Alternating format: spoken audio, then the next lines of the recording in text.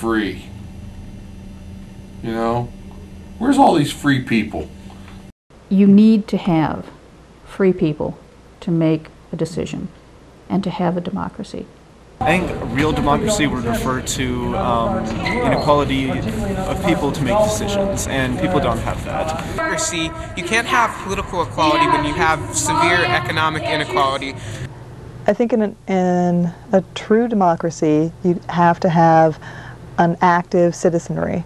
You'd have to have a citizenry that was very engaged, you know, sort of on the intellectual level, and on every level of government and in the democratic process of decision making and electing representatives.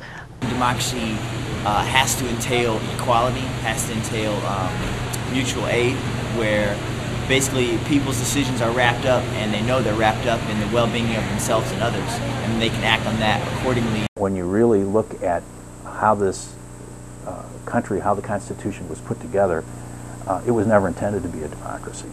And that's not easy to reckon with when all your life you've been told that not only is it a democracy, but it's the best one in the world. Quote-unquote democracy that occurs here really has a lot to do with how much money you have, which relates to the access that you have to TV, to radio, to other places to get your message out. And the louder that you can get it, you know, the more impact that you have, the more influence that you have, and that's not really what a democracy is about. So I would say, no, we don't have a democracy the way that I've always thought democracy was intended. How was democracy intended in Ohio? More than 200 years ago, settlers flocked to the Ohio Territory in search of liberty, freedom, and self-governance. They opposed centralization of government and wealth. Many had fought in the Revolution against the King of England's army and his crown corporations, such as the Massachusetts Bay Company, which ran the affairs of state for the king.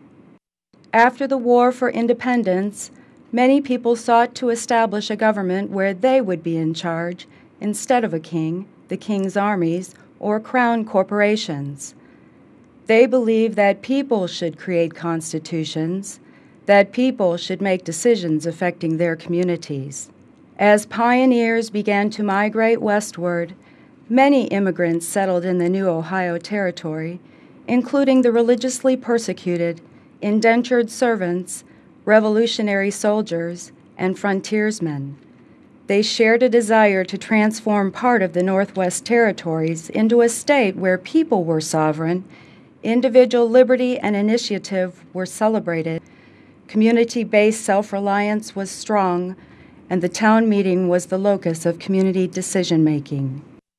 In 1802, the people of Ohio agreed on a constitution, and in 1803, Ohio became the 17th state of the United States of America. Among the ways Ohioans sought to exercise their freedom was by closely controlling and rigidly defining corporations. Corporations were granted the license to exist and do business in Ohio by the state legislature. Corporate charters were passed for specific purposes and limited periods of time.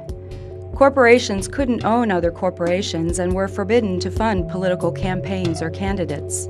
Corporate books were public, while investors and owners were fully liable for all their decisions and actions.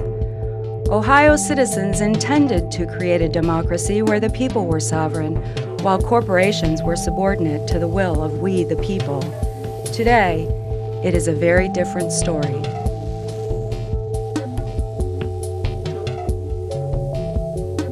The AK Steel Corporation is one of Mansfield, Ohio's largest employers. In 1997, a new plant manager started changing rules without union oversight. By April 1999, the Steelworkers Union started early negotiations with an unbending AK Steel. On the August 31st deadline, the steelworkers sent a letter to AK Steel saying they would continue to work until they negotiated a new contract. Yet when workers arrived to the factory on September 1st, they faced armed guards and locked factory doors. They were told there was no work for them. Soon after, Replacement workers called scabs were brought in to fill the jobs of the locked out workers. Because they had work for the scabs, but they didn't have work for us. How are you going to use a strike as an economic tool if they can permanently replace you and now you don't have a job? For every steelworker job that is lost, that affects 4 other jobs in a community. So there's 600 of us here don't have jobs. I have to believe that that affects 2,400 jobs in this community. The lockout, which ended in December 2002, lasted 3 years and placed an incredible burden on workers and their families.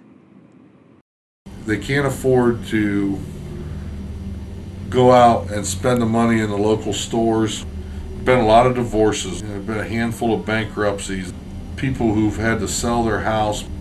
But what's really sad is we've had several of our members pass away. They couldn't afford their blood pressure medication, they had heart attacks and died. But we get the blame. Just frustrating. Bunch of frustrated people. AK Steel has also exerted its influence beyond the lives of its workers to the town of Mansfield itself. Town initiatives that could favor locked out workers are fought by the company.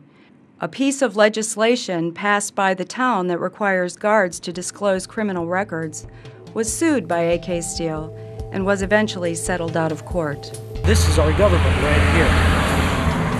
This AK and the GMs and whoever, anymore, that's our government, the way I look at it. How did corporations in effect become our government?